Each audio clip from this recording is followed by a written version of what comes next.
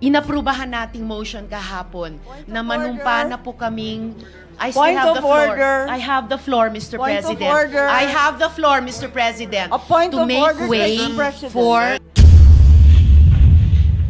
Thank you, Mr. President. Mr. President, esteemed colleagues, ladies and gentlemen. Imagine a house, Mr. President, an unfinished one that is still being built. Where do we begin? Of course, with solid foundations, a level ground, as well as an honest blueprint. Hindi pwede ang mga shortcut. Hindi pwedeng madaliin kung babaliwalain ng mga architects at mga engineers ang mga basic requirements. Hindi magiging matibay ang itatayong bahay. Maari itong magdulot ng panganib, hindi lamang sa mga maninirahan dito, kundi maging sa ibang mga kabahayan sa paligid nito. If any of us happen to discover that the house we were living in was structurally unsound, we would likely scramble to have it retrofitted. We would probably file cases in anger against developers. I doubt any of us would simply shrug our shoulders, saying, andito na tayo hayaan na lang. Now, imagine a house of representatives that built and filed the impeachment complaints against Vice President Sara Zimmerman Duterte. Trabahong inupuan sa simula. At noong papalapit na ang deadline, biglang naging buzzer beater. Mabilisang pinasa sa atin at ngayon tayo naman ang pinipilit at minamadali. Pinapagalitan pa nga, that is your sworn duty. Tama na ang pamumulutika. This is undue delay. Sandali. Bakit kaya sa pagkakataon at pangyayaring ito, tila madali lang para sa atin ang sabihing, andito na tayo Andyan na nga Mr. President, the House of Representatives are of the belief that they have built a solid case against Vice President Sara Zimmerman Duterte, prompting them to file an impeachment case. But how sound are the foundations of this impeachment case filed against the Vice President? Kagaya po ng konstruksyon ng isang bahay, ang proseso ng impeachment ay kinakailangan na nakatungtong sa isang solidong pundasyon. Ibig sabihin, ang mga arkitekto na pasimuno nito ay may tungkulin na tiyakin na may tatayuan ang kanilang mga akusasyon. Ngunit, ang impeachment ay isang proseso na hindi nakasalalay lamang sa mga arkitekto o mga instigador nito. Sa totoo lang, pinakamadali ang naging gampanin ng HOR sa proseso ng impeachment. Yun ay ang pagbubuo ng mga akusasyon, Mr. President, kahit sino po ay maaring magparatang kung kanino man. Sa bahagi naman po natin, ang pinakamahirap, ang paghusga, ang paggawad ng isang hatol na makatarungan at katanggap-tanggap. Anuman ang nakatuntong sa mahinang pundasyon ay laging may panganib na gumuho. Kung ang isang impeachment case ay minadali at nakasandig sa paghihiganti at pamumulitika, ay maihalin tulad sa isang strukturang itinayo sa gilid ng bangin. Bagamat tungkulin o obligasyon natin sa Senado na mag-convene bilang impeachment court, responsibilidad din natin na maging mapanuri at critical sa impeachment complaint na ipinasa rito sa ating bulwagan. As I usher in my 6th year in the Senate. My 39th year in public service, Mr. President, I can say I have gotten better at spotting irony. What we refuse to let happen to our houses, we seem to have allowed our House of Representatives to do in broad daylight, right under our noses, and at the expense of our institution's esteemed reputation. With this, Mr. President, my dear colleagues, allow me to express my serious concerns surrounding the constitutionally unsound foundation of the articles of impeachment that the Senate is set to tackle. Article 11, Section 3, Paragraph 2 of the 1987 Philippine Constitution provides that a verified complaint for impeachment may be filed by any member of the House of Representatives or by any citizen upon a resolution of endorsement by any member thereof, which shall be included in the order of business within 10 session days and referred to the proper committee within 3 session days thereafter, keeping in mind the aforementioned constitutional provision. Recall that on December 2, 2024, the first impeachment complaint against Vice President Duterte was filed before the Secretary General of the House of Representatives. The second and third impeachment complaints were filed on December 4, 2024 and December 19, 2024, respectively. These complaints were each endorsed by members of the House of Representatives. While the Constitution requires that a complaint for impeachment must be included in the order of business within 10 session days, the House of Representatives Rules of Procedure in impeachment proceedings require the Secretary General to immediately refer the complaints to the Speaker. Despite this, no action was ever taken by the House on the 3 impeachment complaints filed. Hindi po ito simpleng pagkalimot, Mr. President. Ito po ay tahasang pagsantabi ng kanilang internal rules at constitutional provision. Sinadya po nila na baliwalain ang konstitusyon. Maliwanag po ito sa mga naging panayam kay House Secretary General Velasco. In media interviews, the Secretary General publicly disclosed that the members of the majority of the House of Representatives asked him to withhold the transmittal of the impeachment complaints to the Speaker. Their goal then was to give themselves more time to decide whether or not to file another impeachment complaint.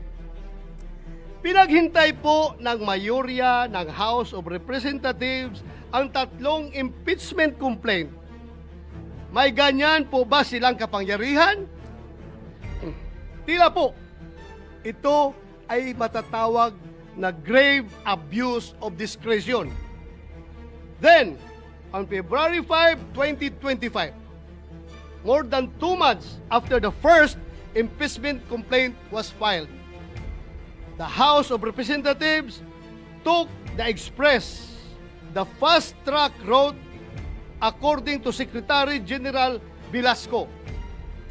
Kung ang 3 naunang impeachment complaint ay pinadaan sa EDSA, mukhang sa Skyway po ang piniling landas ng House para sa pang-4 na impeachment complaint para maiuwi ito sa Senado. With less than an hour before the close of session of that day, the House of Representatives transmitted to the Senate a verified complaint for impeachment against Vice President Sara Z. Duterte. purportedly signed by 215 members of the House of Representatives. My honored colleagues, had the House complied with their own rules and the Constitution, the 3 previous impeachment complaints would have been referred to the appropriate committee by the time the present impeachment complaint was filed and sponsored by the members of the House of Representatives. In other words, Your Honors, the intentional inaction of the House of Representatives allowed its members to purportedly circumvent the 1-year ban enshrined in Article 11, Section 3, Paragraph 5 of the Constitution. Given the glaring circumvention of the Constitution, should we allow impeachment complaints which are constitutionally infirm to be heard and tried by this body? Kung defective po ang foundation ng impeachment complaint, marirepair o marirehabilitate ba ito ng pag-convene ng impeachment court? Hindi po ba mawawala ng saysay ang pag-convene ng Senate as an impeachment court kung malinaw na labag sa konstitusyon ang nais nating itayo? Kaya ang impeachment ay isang sensitibong proseso. Sa pagsampa pa lamang nito, binabato na agad ang akusado ng putik na kahit maakwit ay tila habang buhay nang nakamansa sa kanyang pagkatao. Pagkatapos ng impeachment, anuman ang magiging hatol, the damage done to the reputation of the accused will forever be irreparable. He or she will never be the same again. Some of the members of this august body may not agree with me and may take a different view as to whether the 1-year ban has been violated by the House of Representatives. To settle this issue, the separate opinion of Chief Justice Renato Espuno in Francisco versus House of Representatives provides this body a direction on the course of action that we may take when confronted with the same issue I laid down. Former Chief Justice Puno said that before the Senate is convened as an impeachment court, the Senate, which has primary jurisdiction over the case, can already decide the question on whether the 1-year ban has been violated or not. That is why insisting ako na ma-deliver ito before we convene as an impeachment court. Hindi po natin kailangang hintaying magbagong anyo ang Senado at maging isang ganap na impeachment court. Ngayon pa lamang ay maaari na nating pagdesisyonan ito. Sumunod ba sa saligang batas at sa internal rules ng mababang kapulungan ang impeachment complaint na kanilang ipinasa dito sa Senado? Nasa Senado po ang pagkakataon upang magwasto. Kung minadali ng isuar ang impeachment complaint, bakit kailangan natin itong tumbasan ng kaparihong kawalang pagpapahalaga sa tamang proseso? Madalas po natin sabihin dito sa ating kapulungan, we are men and women of rules. Manatili po tayong ganon, malayo mula sa ingay at impluensya ng kung sino mang may mga personal na interes at pakinabang sa pagmamadaling ipinipilit sa atin. Mr. President, the inaction of the House of Representatives resulted not only in a possible violation of the Constitution, but in another justiciable controversy. It is worthy to note that each new Congress empowered by a fresh electoral mandate in both the House of Representatives and the Senate is not bound by the legislative actions of its predecessors. Hindi po natin maaring pilitin ang mga papalit sa atin sa future congresses na ipagpatuloy ang anumang ating nasimulan. Sabi nga po ni President Chis Escudero kahapon, the Congress cannot pass an irrepealable law. Lahat ay pwedeng baguhin at galawin ng mga sumusunod na mahahalal sa Kongreso. Maari pong hindi sila gumalaw at hayaan lamang na nakatiwangwang ang anumang proceeding na sinisimulan ng mga nauna. When the fourth impeachment complaint was submitted, the 19th Congress was teetering on the brink of a long slumber. The Senate is now being urged to convene with only 2 session days. 20 days remaining before the 19th Congress closes. Hindi man po ako abogado. Alam ko pong walang kaso, mapasibil, administrative o kriminal na dinidinig sa loob lamang ng isang buwan. Naghihingalo na po ang buhay ng 19th Congress.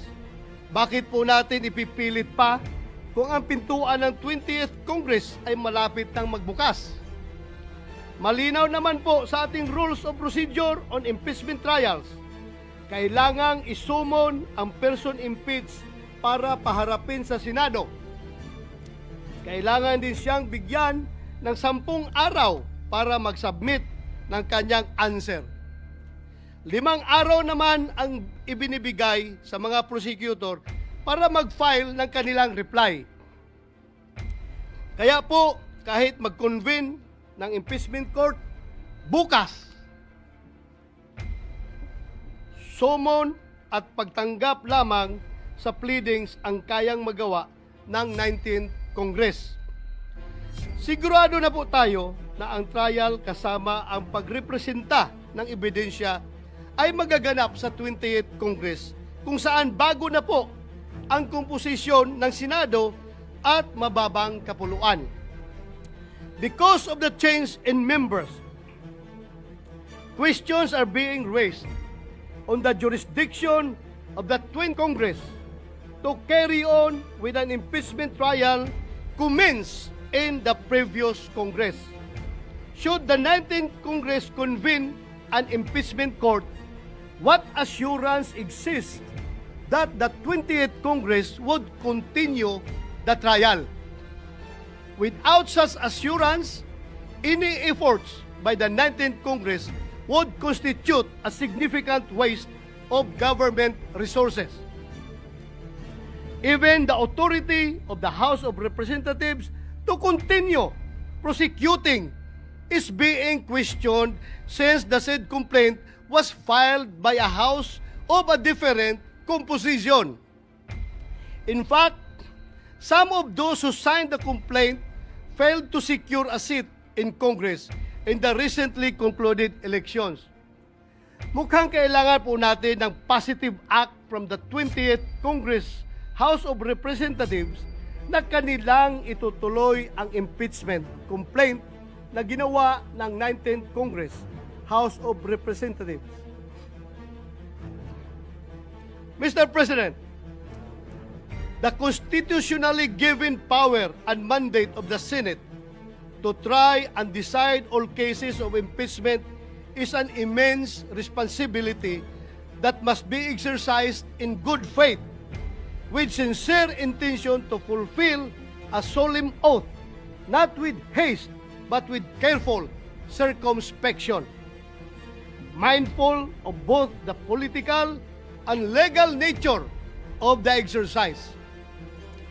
Ang impeachment ay isang proseso na hindi lamang mag-aalis sa pwesto ng isang mataas na opisyal ng pamahalaan.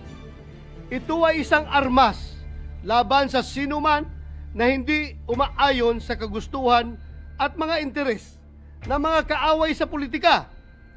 Ito ay apoy na hindi lamang nakapapasok, kundi may kakayahan na tupukin at sunugin hindi lamang ang isang bahay, kundi isang buong komunidad. Mapanganib ang impeachment sa kamay ng mga mapagsamantala. Inilalagay ang impeachment para protektahan ang taong bayan, hindi isakdal at hiyain ang kumakatawan sa kanila.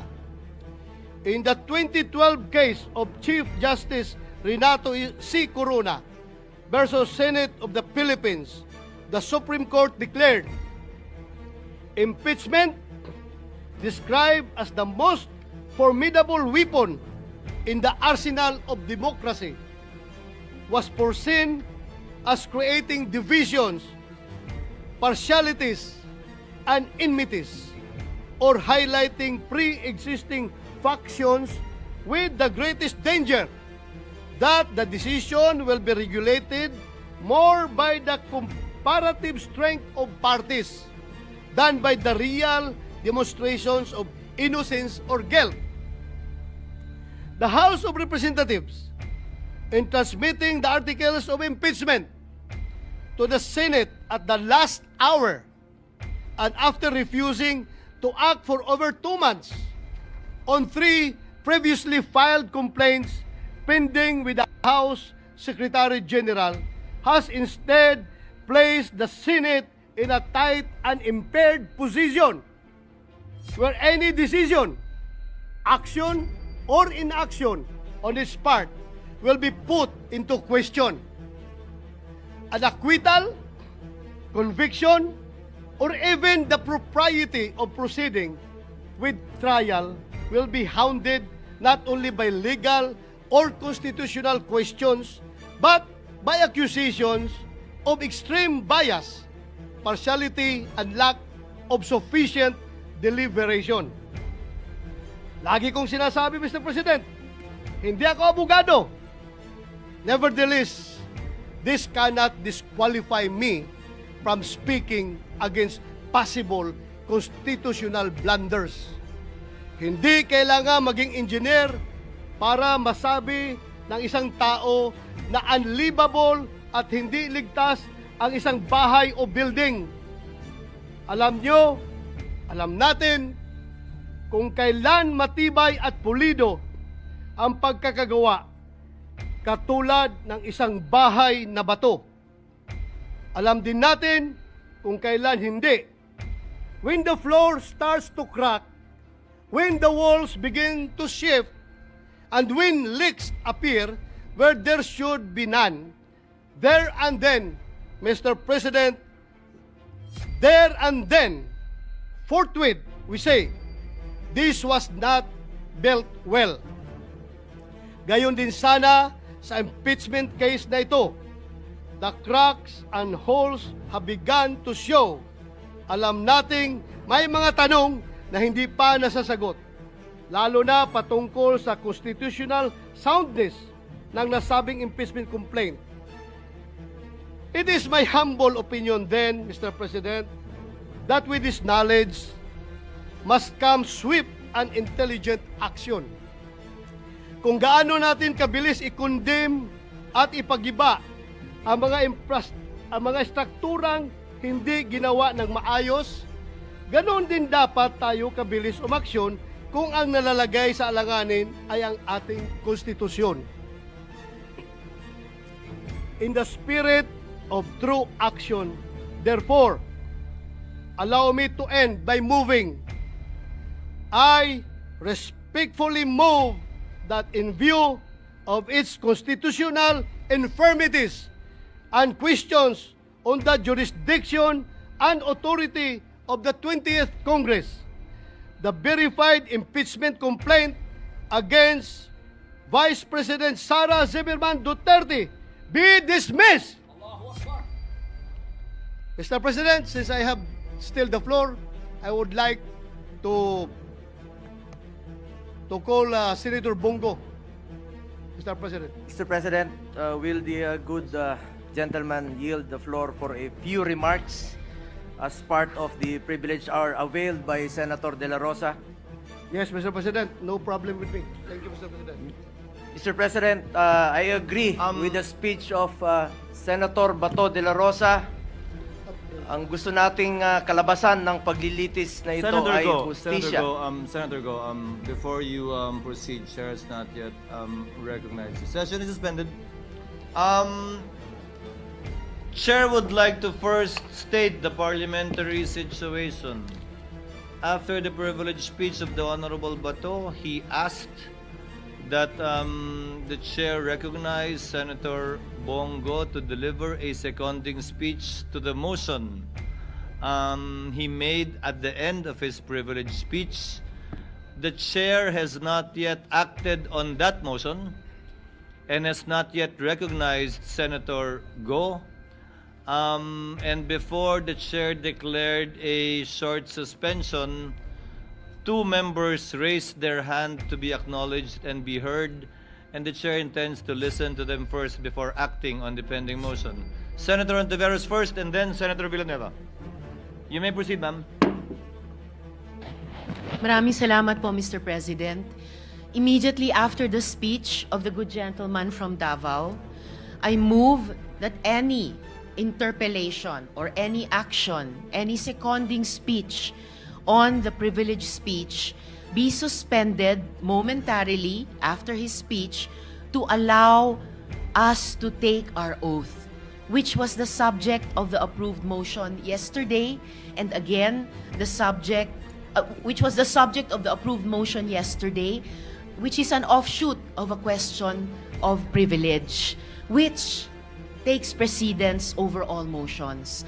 So I restate my motion, Mr. President, to momentarily suspend any action, whether interpellation or seconding speech on the privileged speech of the good gentleman from Davao, para sa wakas bigyang daan yung inaprubahan nating motion kahapon na manumpa na po kaming I still Point have the of floor. order. I have the floor, Mr. Point of President. order. I have the floor, Mr. President, A point to of make order, way Mr. President. for Session- taking of the session oath is before the suspended. presiding officer.